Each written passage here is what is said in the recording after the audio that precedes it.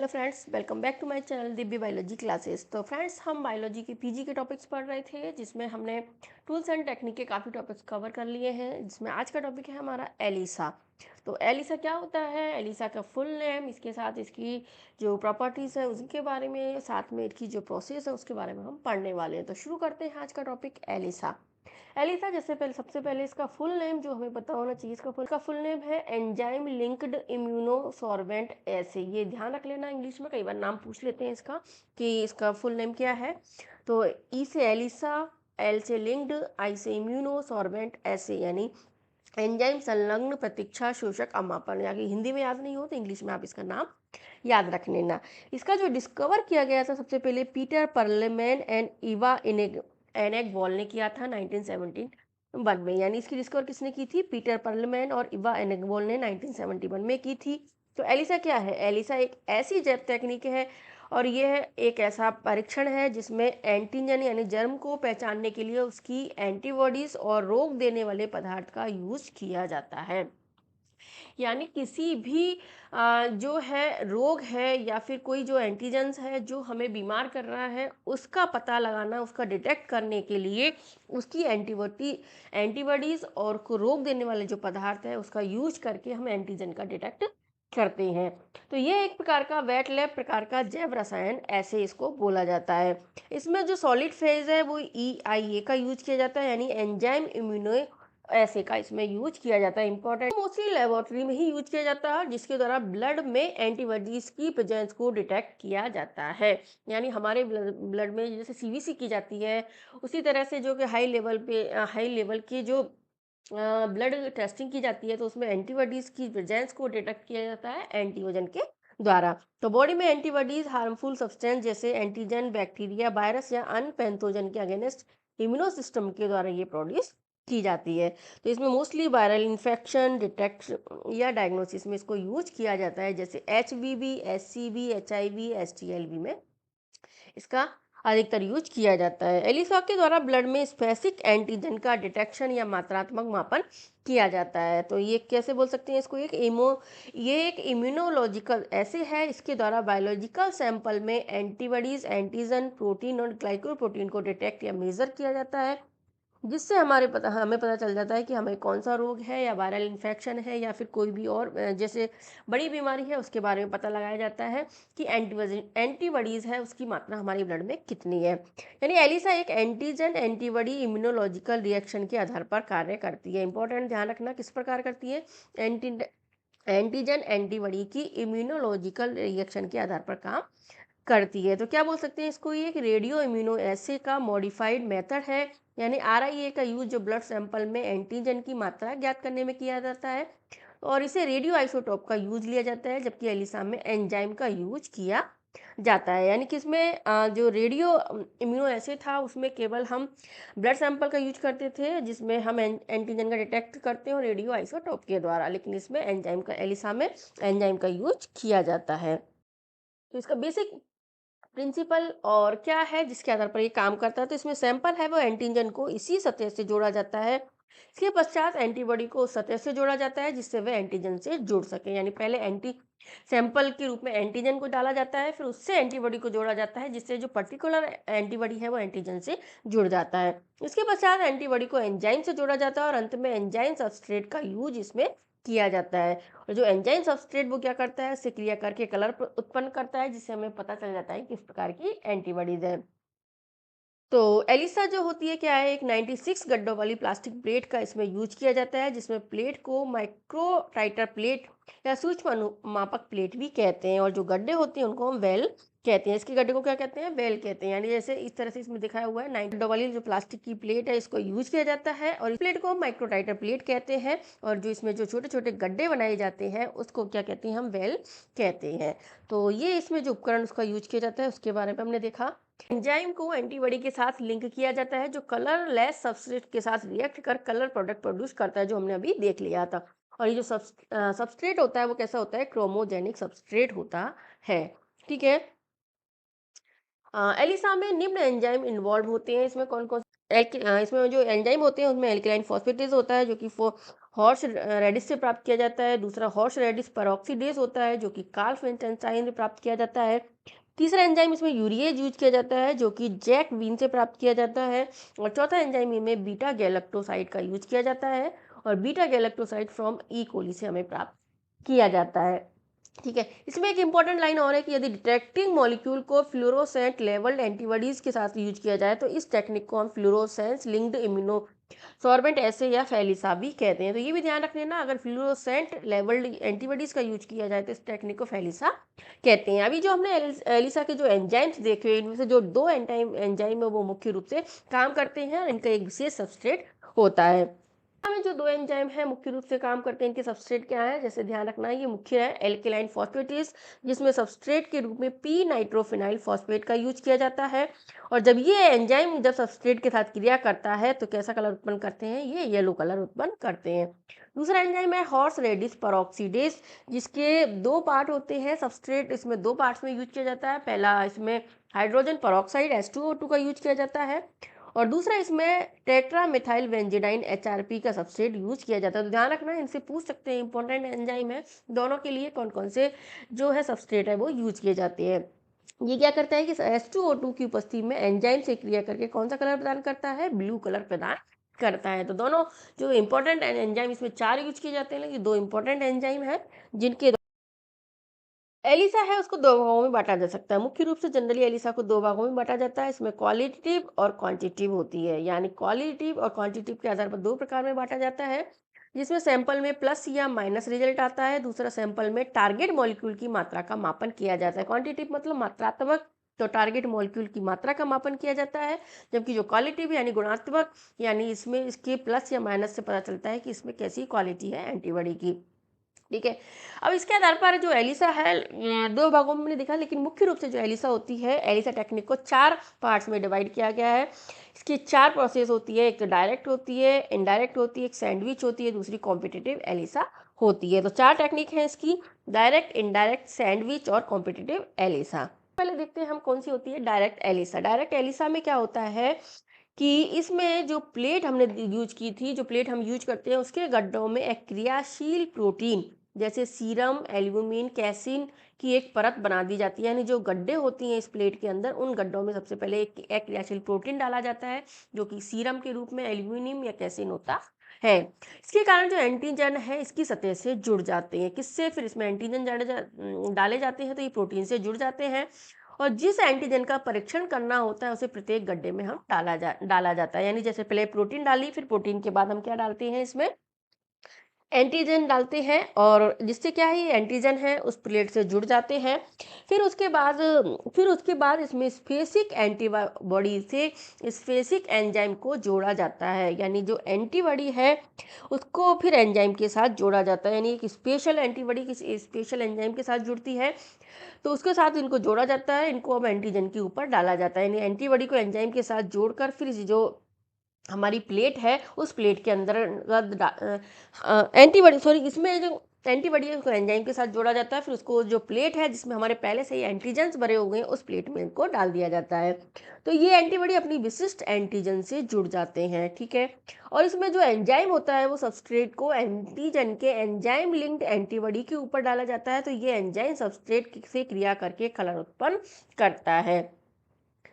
यानी जब हमने एंटीबॉडी पहले एंटीजन डाली, फिर एंटीजन के बाद उसमें एंटीबॉडी विथ एंजाइम डाला, तो एंटीजन है वो एंटीबॉडी के साथ जुड़ जाता है और जो एंजाइम होता है वो जो है वो सबस्ट्रेट जो इसमें यूज किया जाता है उस सबस्ट्रेट के साथ क्रिया करके एक कलर उत्पन्न करता है। तो ये कलर जो उत्पन्न करता है इससे पता चल जाता है कि जो एंटीजन की मात्रा कितनी है और कितनी नहीं है। तो अधिक एंटीजन होने पर कलर गहरा होता है और कलर को चेंज को स्पेक्ट्रोफोटोमीटर द्वारा हम नाप सकते हैं। किससे, तो दूसरी टेक्निक है हमारी इनडायरेक्ट एलिसा। ये तो इनडायरेक्ट जो एलिसा है इसको मोस्टली HIV के अगेंस्ट बनने वाली जो एंटीबॉडीज हैं उनकी उपस्थिति को डिटेक्ट करने के लिए यूज किया जाता है।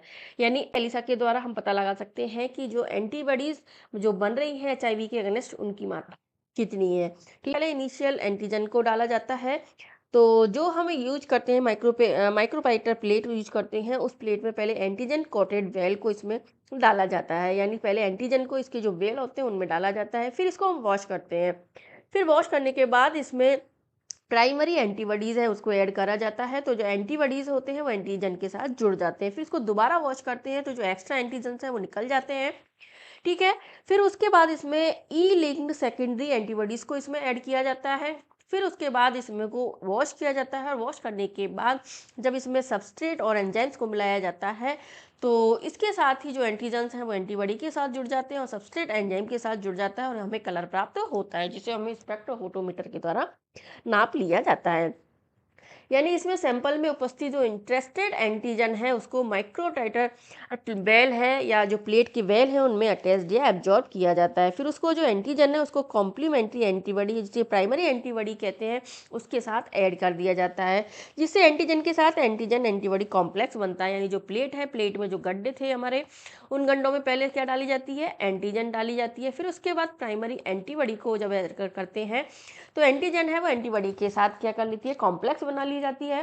फिर उसके बाद इसको वॉश करते हैं तो जो एक्स्ट्रा एंटीजन या एंटीबॉडी होती हैं जो एक दूसरे के साथ नहीं जुड़ती हैं वो हट जाती हैं। फिर इसके बाद इसमें एंजाइम लिंक्ड सेकेंडरी एंटीबॉडीज़ को डाला जाता है। यानी पहले हमने नॉर्मल एंटीबॉडीज़ डाली, लेकिन अब इसमें जो एंजाइम से जुड़ी एंटीबॉडीज़ होती हैं उनको डाला जाता है, जिन्हें हम सेकेंडरी एंटीबॉडीज़ कहते हैं। जब इनको हम डाले जाता है तो प्राइमरी एंटीबॉडीज़ के साथ ये वापस बाइंड हो जाती हैं। ठीक है। फिर ये क्या करती है, जो हमारा एंटीजन एंटीबॉडी कॉम्प्लेक्स बना था उसमें ये प्राइमरी एंटीबॉडीज़ के साथ जुड़ जाती है। फिर इनको वॉश के द्वारा फ्री सेकेंडरी एंटीबॉडीज़ जो हमारी बच गई उनको हटा दिया जाता है। तो अब एंजाइम के लिए सबस्ट्रेट इसमें ऐड किया जाता है, क्योंकि हमने सेकेंडरी जो एंटीबॉडीज़ डाली थी वो एंजाइम के साथ डाली थी, तो फिर इसमें एंजाइम के लिए हमें क्या डालना होता है, इसमें हम सबस्ट्रेट को ऐड करते हैं। तो सबस्ट्रेट जब इसके साथ ऐड होता है तो एंजाइम सबस्ट्रेट के साथ जुड़ जाता है और हमें एक कलर प्रदान करता है। तो एंजाइम सबस्ट्रेट को कलर प्रोडक्ट में कन्वर्ट कर देता है, जिसे हम स्पेक्ट्रोफोटोमेट्रिक प्लेट रीडर्स के द्वारा मेजर करके आप हमें पता लगाया जाता है कि एंटीबॉडी की मात्रा है वो HIV जैसी जो बीमारी है उसमें कितनी है। तो इस तरह से ये टेक्निक है, इनके जो मेथड्स हैं वो आपको याद कर लेना, स्टेप बाय स्टेप पूछ सकते हैं, क्योंकि 2025 वाली एग्जाम में इस तरह से स्टेप बाय स्टेप मेथड इसमें पूछा गया था। अब हमारा तीसरा मेथड है सैंडविच एलिसा। सैंडविच मतलब जैसे हम सैंडविच बनाते हैं ब्रेड की, तो इसमें जैसे दो ब्रेड है उसके बीच में जो टिक्की या जो आलू का मैटर भरा जाता है, उसी तरह से ये मेथड पर काम करती है। इसके लिए इसे सैंडविच एलिसा कहते हैं। इसमें एंटीजन को डिटेक्ट या मेजर किया जाता है, यानी इसके द्वारा भी हम एंटीजन को डिटेक्ट कर सकते हैं। इस मेथड में एंटीजन की जगह एंटीबॉडी को माइक्रोटाइटर बेल में लगाया जाता है, जो कैप्चर एंटीबॉडीज के रूप में कार्य करती हैं। यानी इसमें क्या होता है कि जो माइक्रो यानी जो हमारी प्लेट होती है, ये देखिए इसमें जो प्लेट होती है उस प्लेट में जो हमारे बेल्स गड्ढे होती है उसमें पहले क्या डाला जाता है, सबसे पहले इसमें एंटीबॉडीज डाली जाती है। यानी इनिशियल एंटीबॉडीज का इसमें यूज किया जाता है। इनको हम कैप्चर एंटीबॉडीज कोटेड वेल भी कहा जाता है। जब एंटीबॉडीज को इन वेल में डाला जाता है तो इसको कैप्चर एंटीबॉडीज कोटेड वेल कहा जाता है। फिर इनको वॉश किया जाता है। वॉश करने के बाद इसमें एंटीजन डाली जाती है। अब सैंपल में उपस्थित स्पेसिफिक एंटीजन के साथ हाई एफिनिटी से जो बॉन्ड हो जाती है, यानी फिर अब जब एंटीजन इसमें डालते हैं तो क्योंकि इसमें पहले से ही एंटीबॉडीज हैं, तो ये एक दूसरे के साथ हाई एफिनिटी के साथ बाइंड हो जाती है। यानी जिस एंटीजन को जिस एंटीबॉडी के साथ जुड़ना होता है वो जुड़ जाती हैं। फिर हम इसको वॉश करते हैं, तो वॉश करने के बाद जो एक्स्ट्रा फ्री एंटीजन या एंटीबॉडीज होती हैं वो उससे हट जाती हैं। अब अलग से इसमें एंजाइम लिंक्ड एंटीबॉडीज को डाला जाता है, यानी वापस से फिर इसमें कौन सी एंटीबॉडीज, एंजाइम लिंक्ड एंटीबॉडीज है, उनको डाला जाता है जो एंटीजन को पहचान कर उस पर अटैच्ड होती है। यानी पहले क्या थी, सबसे पहले एंटीबॉडी, फिर हमने एंटीजन्स डाली जो इसके साथ जुड़ गई। फिर उसके बाद वापस से जब एंजाइम लिंक्ड एंटीबॉडीज हम डालते हैं तो एंटीबॉडीज है वो उस एंटीजन के साथ जुड़ जाती है जिसको वो स्पेशली पहचानती है, यानी स्पेसिफिक एंटीजन के साथ अटैच्ड हो जाती है। तो इनमें एंजाइम लिंक्ड एंटीबॉडीज एंटीजन के एक एपिटॉप के प्रति स्पेसिफिक होती है, क्योंकि एंटीजन पर विभिन्न प्रकार के एपिटॉप पाए जाते हैं, ध्यान रखना। और इसमें हर स्टेप के बाद हम वॉश करते हैं। फिर इसको वापस से जब वॉश करते हैं तो एक्स्ट्रा जो एंटीबॉडीज एंटीजन्स बचे हैं वो वॉश हो जाकर अलग हो जाते हैं, और जो है केवल वाइंड अप जो एंटीजन एंटीबॉडीज़ हैं वो बचते हैं। अब इसके साथ हमने एंजाइम भी ऐड किया है, तो एंजाइम के साथ फिर हम सबस्ट्रेट इसमें डालते हैं। जैसे ही इसमें सबस्ट्रेट डालते हैं जो एंजाइम है वो सबस्ट्रेट के साथ जुड़ जाता है और हमें कलर प्रदान करता है। तो अब सबस्ट्रेट को ऐड करते हैं तो एंजाइम के द्वारा कलर प्रोडक्ट में वो कन्वर्ट हो जाता है, जिसे हम मेजर कर लेते हैं और एंटीजन का पता लगाया जाता है, जिससे हमें पता चल जाता है कि एंटीजन है वो कितना है। अगर ज़्यादा होती है एंटीजन तो वो गहरा कलर देती है, अगर कम है तो वो लाइट कलर देती है। तो इस तरह से इसमें दो एंटीबॉडीज़ के बीच एंटीजन जुड़ती है, इसके लिए इसे सैंडविच फॉर्मूला या सैंडविच एलिसा कहते हैं। तो ये स्टेप आपको अच्छे से समझ में आ गया होगा। अगला है हमारा कॉम्पिटिटिव एलिसा। कॉम्पिटिटिव एलिसा होता है वो थोड़ा डिफिकल्ट या कॉम्प्लेक्स मेथड होता है। यह मेथड सभी एलिसा से अधिक कॉम्प्लेक्स कठिन होता है।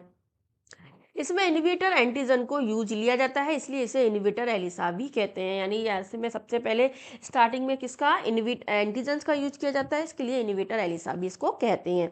इसमें जो इंटरेस्टेड या टारगेट एंटीजन्स होती हैं वह जो इनहिबिटर एंटीजन एंटीबॉडी के साथ बाइंड होने के लिए आपस में कंपटीशन करती हैं। क्या हुआ इसमें कि हमने सबसे पहले इनहिबिटर एंटीजन्स को डाल दिया, ठीक है।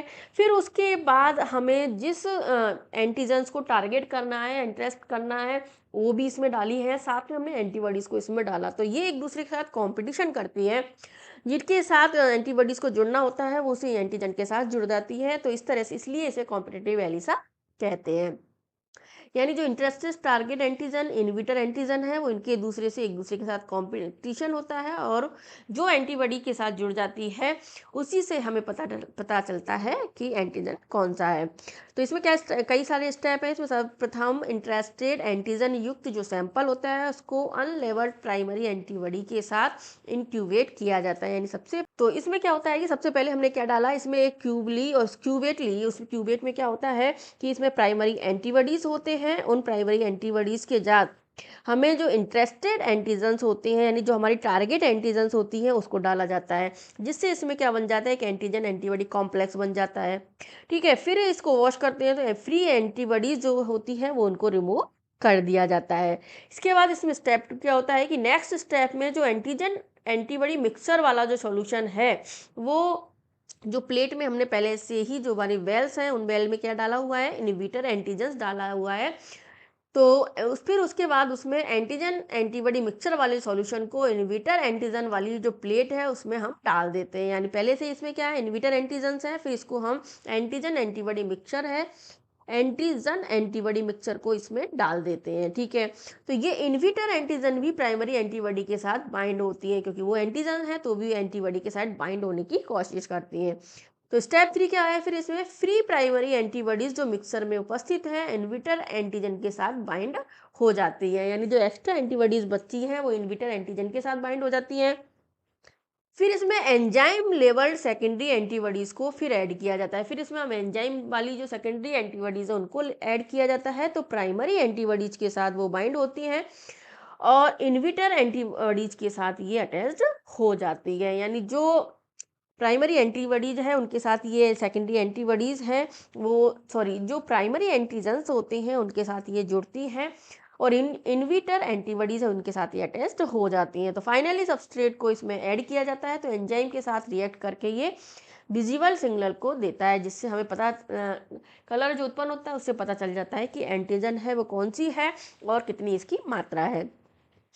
तो ये फाइनल सिग्नल इंटरेस्ट या टारगेट एंटीजन की मात्रा के विपरीत होती है, अर्थात यदि सैंपल में एंटीजन अधिक मात्रा में है तो फाइनल सिग्नल हमें क्रम प्राप्त होंगे। यानी ये उल्टा चलता है, यानी कम जैसे डायरेक्ट में तो देखा था कि अगर हमें अधिक एंटीजन है तो गहरा पैटर्न प्राप्त होगा, लेकिन इसमें हमें पता चलता है तो इसमें हमें पता चलता है कि अगर एंटीजन की मात्रा या टारगेट इंटरेस्टेड या टारगेट एंटीजन है उसकी मात्रा ज़्यादा है तो फाइनल सिग्नल हमें कम प्राप्त होंगे, यानी हमें कलर है वो कम प्राप्त होगा। तो more sample antigen less free antibodies और लेस फाइनल सिग्नल हमें प्राप्त होता है। तो इस तरह से ये कॉम्पिटिटिव एलिसा है, इसमें काम करता है।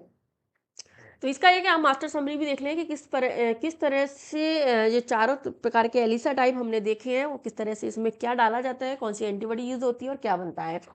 तो सबसे पहले हमने देखी थी डायरेक्ट एलिसा टाइप, जिसमें हमें एंटीजन को कोटेड किया था, ठीक है। फिर उसमें एक जो एंटीबॉडीज़ है, एक प्रकार की एंटीबॉडीज़ का यूज करते हैं जो कि एंजाइम लिंक्ड होती है, ठीक है। तो इससे एक नॉर्मल सा हमारा सिंपलेस्ट प्रकार का जो कॉम्प्लेक्स बनता है, कैसा कॉम्प्लेक्स बनता है, एंटीजन एंटीबॉडी कॉम्प्लेक्स बनता है, जिससे हमें डायरेक्ट एंटीजन एंटीबॉडी मेजरमेंट किया जाता है। कैसे पता लगाया जाता है इसमें कि अगर ज़्यादा एंटीजन्स हैं तो गहरा कलर प्राप्त होगा और कम है तो हल्का कलर प्राप्त होगा। दूसरी है इनडायरेक्ट एलिसा हमने देखी थी, जिसमें एंटीजेंस होते हैं उनको कोटेड किया जाता है, ठीक है। और इसमें दो प्रकार की एंटीबॉडीज़ का यूज़ किया जाता है, यानी एक प्राइमरी और दूसरी सेकेंडरी जो ई लिंक्ड होती है, यानी एंजाइम लिंक्ड होती है। फिर इससे हमें एक इंटरमीडिएट हमें प्राप्त होता है और इसका मुख्य रूप से HIV डिटेक्शन में यूज किया जाता है और इसका एंटीजन को पहचानने में यूज किया जाता है, लेकिन इसका HIV डिटेक्शन में यूज किया जाता है। तीसरी प्रकार की एलिसा टाइप है सैंडविच होती है, जिसमें कैप्चर्स एंटीबॉडीज कोटेड को सबसे पहले इसमें डाला जाता है और इसमें भी दो प्रकार की एंटीबॉडीज़ का यूज किया जाता है, यानी प्राइमरी सेकेंडरी या फिर बोल सकते हैं कैप्चर और ई लिंक्ड एंटीबॉडीज़ का इसमें यूज किया जाता है, जिसके कारण एक दूसरे के साथ एंटीजन और एंटीबॉडीज़ में हाई एफिनिटी वाली कॉम्प्लेक्स बनता है और ये एक तरह से एपिटॉप स्पेसिफिक डिटेक्शन होता है, क्योंकि इसमें कॉम्प्लेक्स बनता है या तो एंटीजन हमने पढ़े थे कि एंटीजन पे एक से अधिक एपिटॉप्स पाए जाते हैं, तो इससे हमें पता चलता है कि कितने एंटीजन्स उसमें प्रेजेंट है, यानी एंटीजन डिटेक्शन में इसका यूज किया जाता है। चौथा ऐसा टाइप है हमारा कॉम्पिटिटिव, इसमें है इनविटर एंटीजन कोटेड होता है, यानी पहले जो सबसे पहले जो प्लेट में डाली जाती है वो एंटीजन डाली जाती है, उसे इनविटर एंटीजन कहते हैं। तो इसमें कई प्रकार की जो एंटीबॉडीज़ हैं उनका यूज़ किया जाता है, क्योंकि हमने दो तीन प्रकार की थी, यानी इनविटर antibodies, primary antibodies, secondary antibodies with enzyme use की थी। डिफिकल्ट वाला मोस्ट कॉम्प्लेक्स बनता है, जिससे हमें पता लगाया जाता है इसमें कि इन्वर्स सिग्नल के द्वारा हम इसे पता चलते हैं। अगर ज़्यादा एंटीबॉडीज़ हैं तो हमें क्रम प्राप्त होगा, कम सिग्नल प्राप्त होंगे। कम एंटीबॉडीज़ हैं, सॉरी, अगर इसमें ज़्यादा एंटीजन्स हैं तो कम कलर प्राप्त होगा, कम सिग्नल प्राप्त होंगे, और अगर एंटीजन्स कम है तो हमें कलर अधिक प्राप्त होगा और कम अधिक सिग्नल प्राप्त होंगे। तो ये चारों एक मास्टर समरी है एलिसा के टाइप की। तो इसके साथ ही हमारा एलिसा वाला जो टॉपिक है वो कंप्लीट होता है।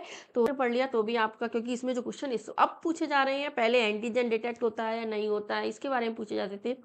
इस बार जो 2025 में क्वेश्चन इसमें पूछा गया था वो पूछा गया था एक पूरी प्रोसेस के बारे में, यानी स्टेप टू स्टेप ये कैसे काम करता है उसके बारे में पूछा गया था। तो आई होप आपको अच्छे से समझ में आ गया होगा। इसके साथ इसके दो टॉपिक और बचते हैं, फिश एंड गिश और DNA सिक्वेंसिंग। उनको कंप्लीट होने के साथ ही हमारा टूल्स एंड टेक्निक वाला टॉपिक कंप्लीट हो जाएगा। तो आपको अच्छी लगे तो प्लीज़ वीडियो को लाइक कर दो, चैनल को सब्सक्राइब कर लो और भी लोगों को शेयर करो ताकि उन्हें भी इसका फ़ायदा मिल सके। फिर मिलते हैं एक नई वीडियो में। Bye bye.